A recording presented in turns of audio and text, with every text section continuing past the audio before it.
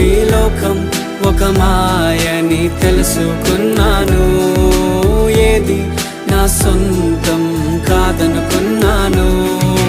తప్పిపోయిన కుమారుని నేనైతే నా కొరకై నిరీక్షించే తండ్రి